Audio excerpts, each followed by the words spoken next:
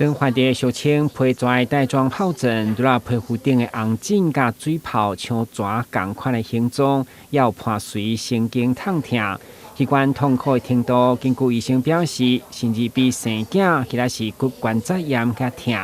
加上疱疹以后的神经痛嘛真歹治疗，或者这患者想要去民俗疗法斩皮蛇。对处医生提醒，这款做法不止无法度改善，也有恶化感染的风险。这个民间上面会斩皮爪，意思就是说皮爪对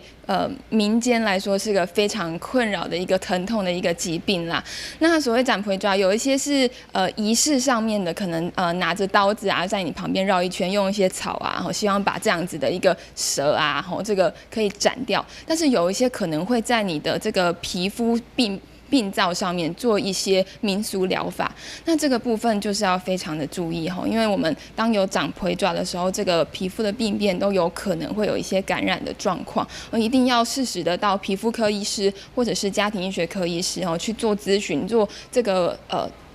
正统的这个西医的治疗，才不至于说造成皮爪扩散，或者是说引发次发性的细菌性感染。但因为皮蛇这么麻烦，市面上已经有2种新型疫苗通好选择。医生建议18岁到49岁有慢性病、曾经得过水煮的高风险群，会当主动到病院咨询来做疫苗预防。目前的话，疫苗市面上分成2种。那旧型的这种活性的疫苗呢，在大概5到6年后，它的保护力大概只会降到大概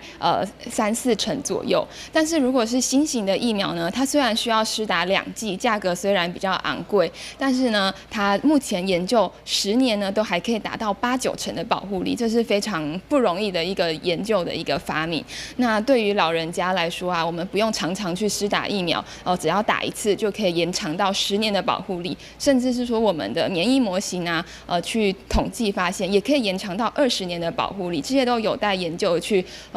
继续的证实但是可以放心，目前新型的疫苗保护力是非常的足够的。医生以37岁到72岁妇人人因为困眠不足、免疫力下降以及慢性病拢患着皮蛇为例，和民众避免皮蛇上好的方法就是注疫苗。今日新闻，军事林英光采访报道。